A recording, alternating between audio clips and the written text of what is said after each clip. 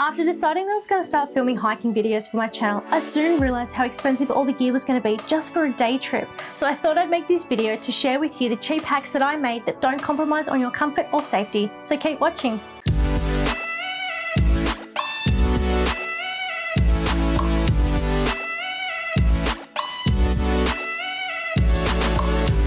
Hey guys, it's Liz and welcome back to my channel where I share with you everything I know and love about photography in order to help you become a better photographer. Today I'm going to go over the little hacks that I made in order to save money on the hiking essentials. First and foremost, I want to discuss the first aid kit. This is something you don't want to skimp out on because it's the first and last resort if something goes wrong, especially if you're by yourself in the middle of nowhere. So this first aid kit that I have here, I've probably had it for about 5 years now. I originally got it when I used to work at Bunnings. They gave it out as a Christmas present. So unfortunately it's not a branded one, so I couldn't even recommend it, but it is actually a really good kit and I'll show you why. So as you open up, it's got all these different compartments. Let me just show you that. And this section here, you can actually unzip. So if you want to go on a little day trip somewhere, you can, and just take the essentials. It's really handy. It's got all the sorts of things. It's got all your wound dressings that you need. It's got gloves. It's got a resuscitation mask, saline solution, triangular bandages, dressing tape, other types of bandages, anesthetic wipes, iPads, scissors, bags. It's got a thermo blanket, band-aids, anything you could think of, it's in this kit. I'd call this probably a medium-sized kit. So when I went to replenish it, I went on the St. John's website and I kind of compared the contents from this kit to the ones that were on their website, and it had the same supplies as a medium kit. So if you're looking for one for hiking, I'd recommend a medium kit because it's got everything that you need. And again, if it's going to be the last resort, it's good to have everything on hand. Otherwise, you're pretty much screwed. So like I've said, I've had this kit for about 5 years and it's lived in my car the entire time. And to be completely honest, I've never bothered updating the supplies so that they were well and truly expired by the time I dug it out. It was quite interesting to learn that they actually expired in 2015. So when it came to deciding what to replenish and what was okay, in the deciding factor was things that are going to touch the wound itself, things that needed to be sterile, I decided to replace because obviously past the expiry date, you can't guarantee how sterile it actually is. In terms of everything else, to say like your triangular bandage or your bandages that go around the wound after you've put the dressing on it, I've actually decided to not replace them because I had a feel of them. They're still in their original packaging. They don't look like they're starting to disintegrate and they still look quite stretchy. And the same goes for the gloves. They're still quite stretchy. I gave them a good pull and they didn't break or crumble.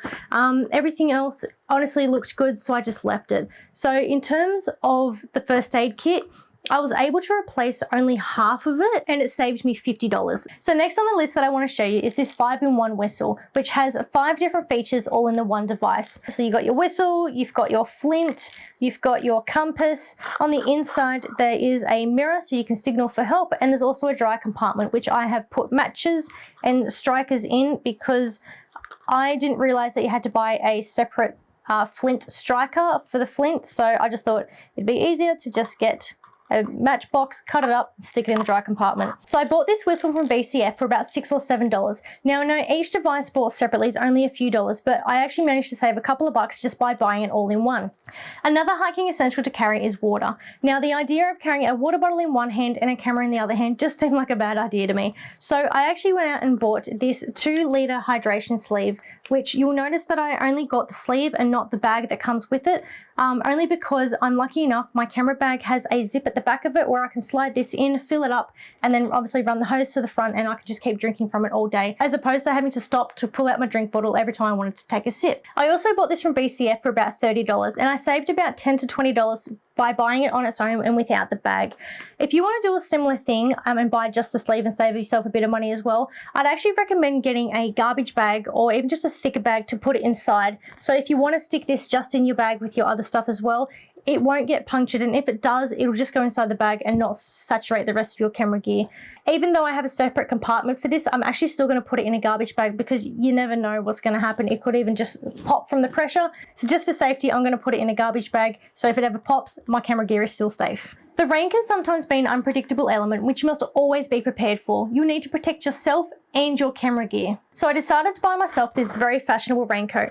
I bought it from Lowe's for about $30 and essentially it's just a very long clear trench coat. The reason why I bought this rain jacket over the other options that you can buy, such as the poncho from BCF or even the windbreaker which doubles as a rain jacket, is because this clear trench coat is actually longer. It goes down to about your mid-calf, and you'll notice that with the windbreaker they only go to your waist, and I was worried that with the ponchos, because it's just a massive sheet that goes over you, it technically doesn't cover your sides if you were to lift up your arms, so I was worried that it was eventually going to get wet anyway.